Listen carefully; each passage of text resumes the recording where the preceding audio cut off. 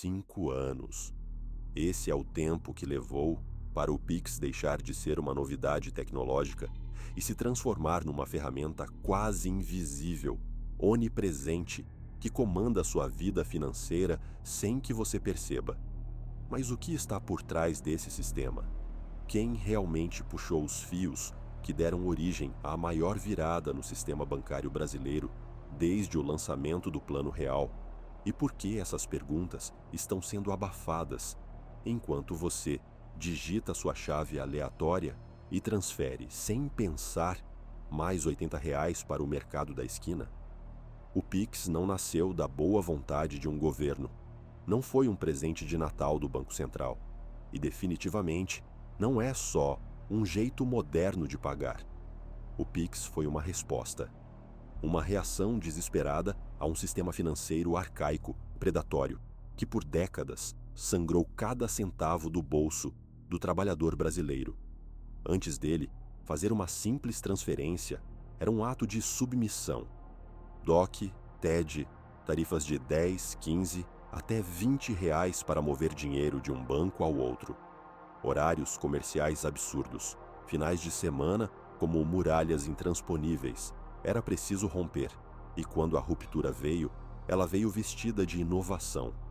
Mas por trás da interface colorida do aplicativo, havia uma disputa silenciosa, uma guerra de bastidores entre gigantes do sistema financeiro, políticos, tecnocratas e lobistas. Porque o Pix, embora gratuito para você, custou caro para muita gente poderosa. Custou tarifas bancárias, lucros fáceis, monopólios de décadas, e é por isso que, até hoje, ninguém quer realmente assumir a autoria completa do sistema. Porque, no fundo, o Pix é uma faca de 2 gumes. Ele liberta, mas também controla. Ele democratiza, mas também vigia. E ele foi criado não apenas para ajudar você, mas para garantir que o controle do dinheiro e dos dados continue nas mãos certas. Vamos voltar. Tudo começou ainda no governo Temer. Em meio a uma crise política paralisante, com o país mergulhado em escândalos de corrupção e desconfiança generalizada, o Banco Central começou a trabalhar em silêncio. Era um plano ambicioso: quebrar o domínio dos grandes bancos sobre o sistema de pagamentos. A ideia era simples na superfície, mas devastadora em seu impacto. Se você permite que qualquer pessoa envie e receba dinheiro, a qualquer hora, de graça, o poder muda de mãos. E poder no Brasil nunca muda de mãos sem sangue. A equipe técnica do BC, liderada por nomes como João Manuel Pinho de Melo, iniciou os estudos. Mas foi só no governo Bolsonaro que o projeto ganhou corpo, velocidade e, finalmente, lançamento. Em novembro de 2020, o Pix entrou no ar. A pandemia havia acelerado tudo. O Brasil estava em colapso econômico. Milhões sem renda, bancos fechados, filas de auxílio emergencial. Era o momento perfeito para uma revolução silenciosa. E foi exatamente isso que aconteceu. Em meses, o Pix destruiu o modelo de negócios tradicional dos bancos. As receitas com transferências e boletos despencaram. As fintechs explodiram. Pequenos comércios passaram a aceitar pagamento via QR Code. Ambulantes, feirantes e até pedintes nas ruas exibiam suas chaves Pix com orgulho. O dinheiro, pela primeira vez, parecia estar nas mãos do povo. Mas será que estava mesmo? Porque junto com a liberdade veio algo mais sombrio. O Pix não é apenas uma ferramenta de pagamento. Ele é um sistema de rastreamento em tempo real. Cada transação registrada, cada valor contabilizado, cada CPF conectado. O Banco Central sabe exatamente quem pagou quem, quando, quanto e onde. Em nome da segurança, da prevenção à lavagem de dinheiro, do combate à fraude, criou-se o maior banco de dados financeiros da história do país.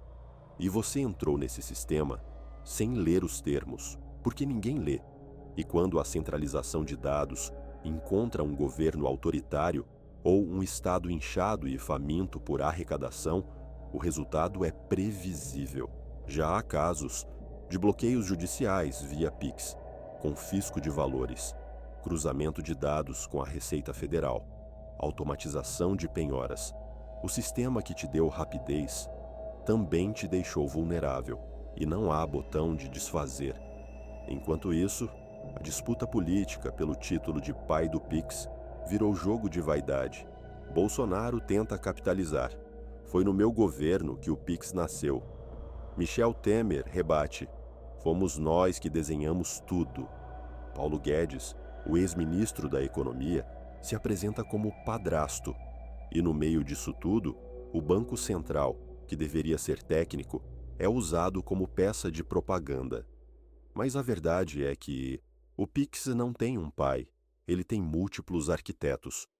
E todos eles tinham objetivos muito mais profundos do que só facilitar sua vida. Porque o Pix também foi uma estratégia para manter o controle monetário sem imprimir dinheiro.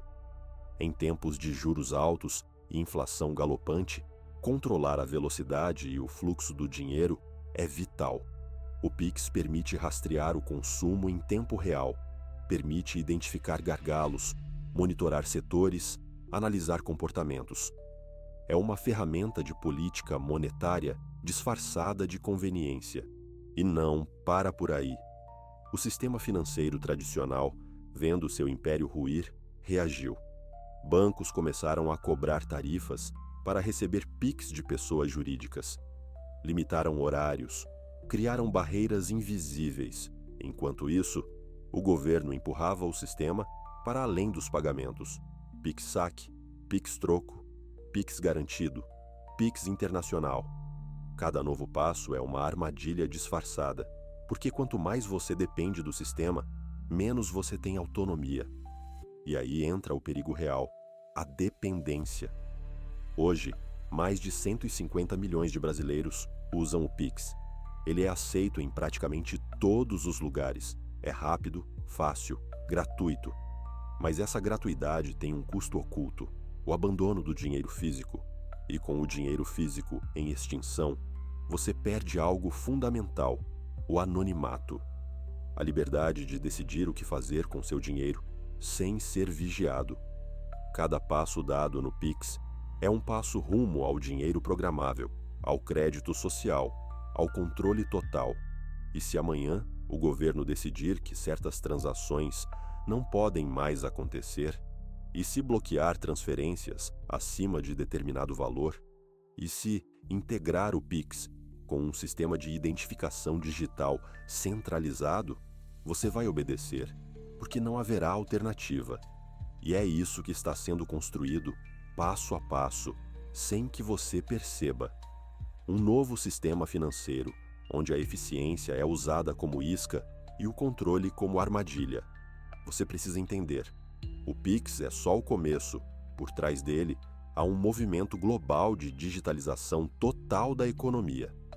Bancos centrais ao redor do mundo estão estudando moedas digitais soberanas. O Brasil já está testando o Drex, o real digital.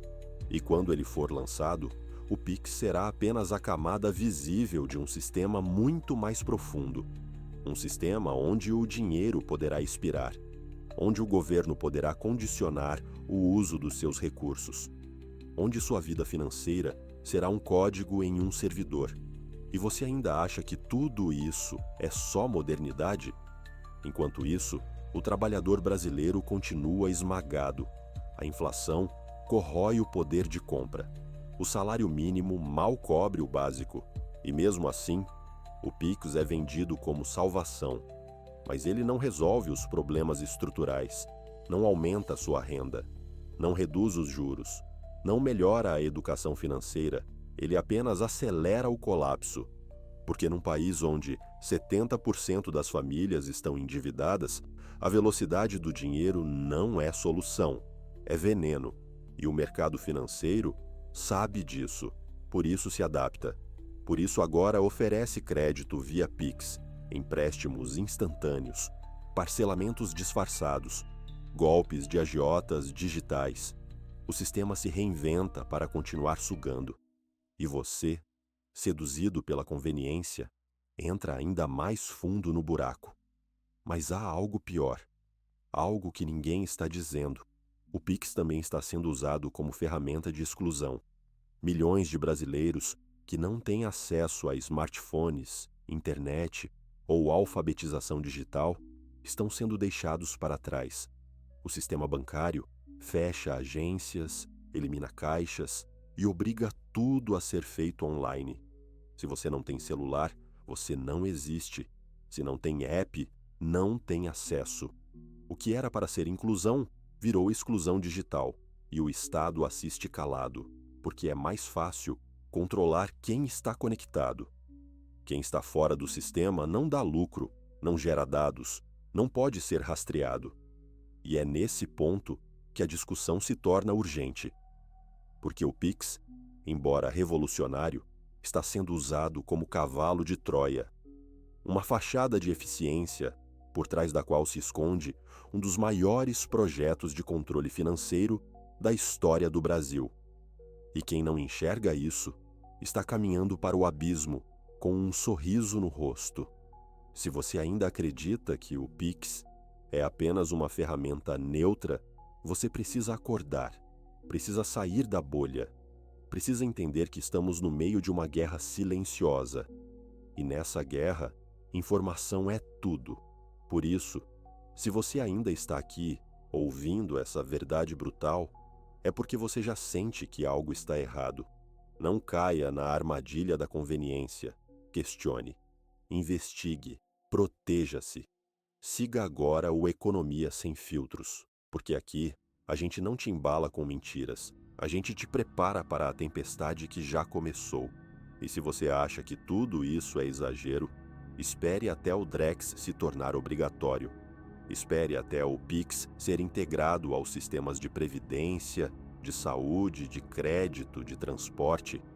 Espere até você não poder mais comprar uma passagem de ônibus sem uma autorização digital. O futuro está sendo programado. E você está sendo reprogramado junto. 5 anos após o lançamento do Pix, o Brasil está mais rápido, mas também mais vulnerável, mais conectado, mas também mais exposto. O sistema financeiro mudou, mas o controle só aumentou. E a pergunta que resta é: até onde você está disposto a entregar sua liberdade em nome da praticidade? Essa resposta só você pode dar. Mas se quiser ter alguma chance de resistir, de entender o que realmente está acontecendo, de se preparar para o que vem, você precisa continuar aqui. Siga o canal, ative as notificações, compartilhe essa mensagem, porque a próxima fase já começou. E quem não estiver pronto, vai ser engolido